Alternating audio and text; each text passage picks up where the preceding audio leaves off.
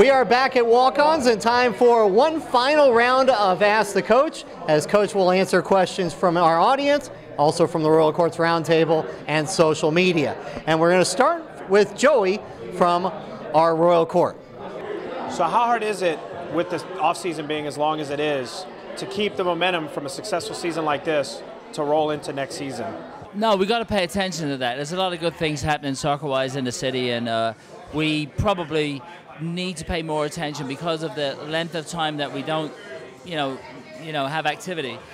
It can be forgotten, so we can't let that happen, and we'll be involved. We're a community team.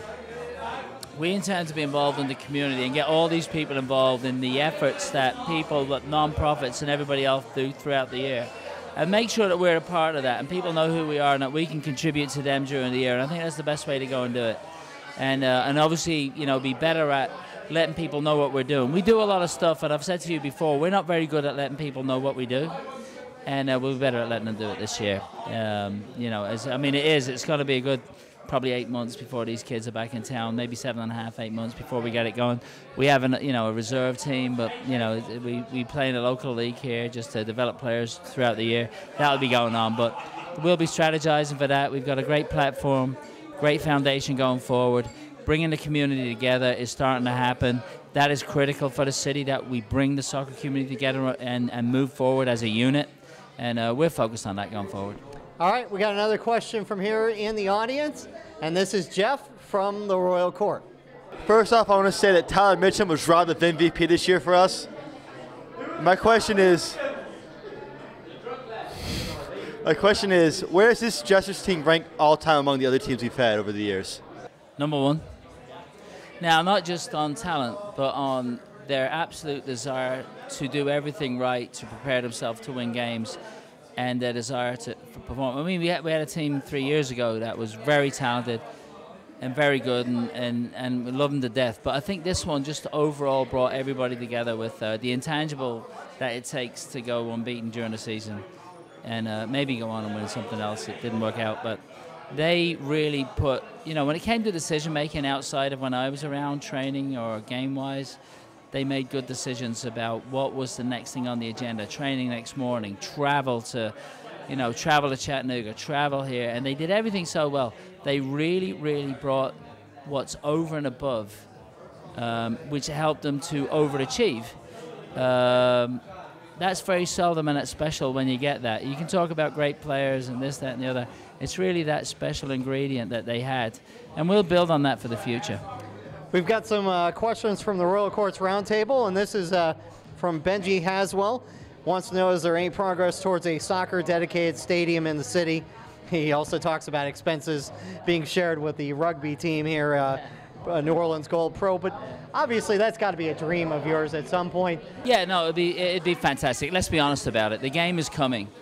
Either sooner or later, the game is coming at the full pro level, and we don't know when that's going to be, right? So we've been building a foundation and building towards that with a vision of bringing the community together, and obviously a stadium would be a super help to make that happen. And when it comes to working with the rugby team, I think it's a natural to work with the rugby team.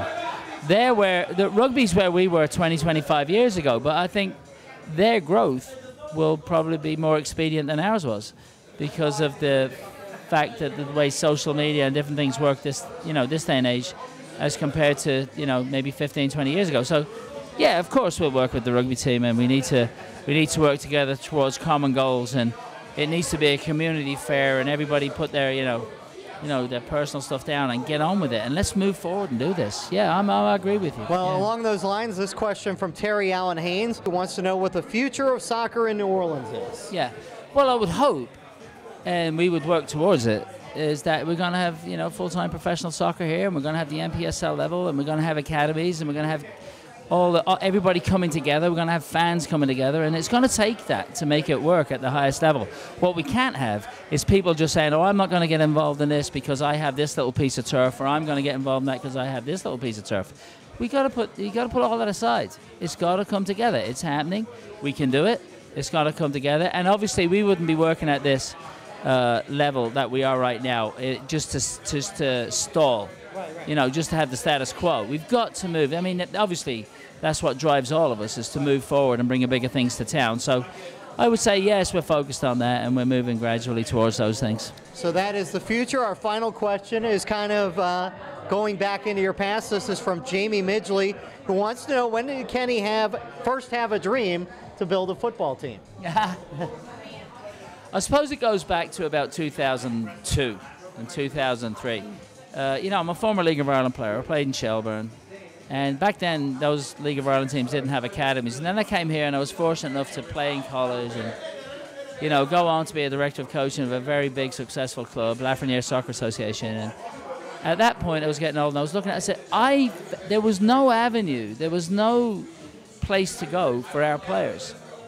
It's moved on since then. And I said, and I knew what the PDL was, the Premier Development League, and we got involved in that.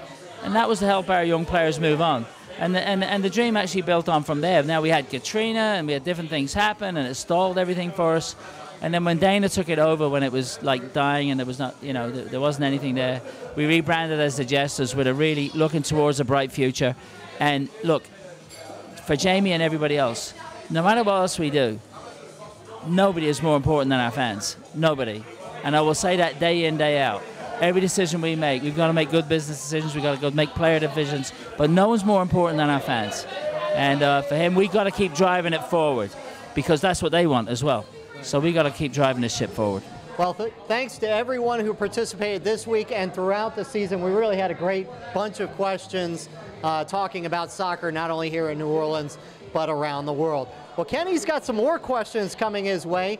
As up next, we have our Joking Around segment, and for the first time in our 2 years of doing the show, Coach Farrell is going to give us some of his Cannot believe answers. I agreed to this. Yes. You got to prove yourself to make it in America. It doesn't matter where you came from. I heard it, I'd never make it, but I proved them wrong. My name? You can call me Soccer.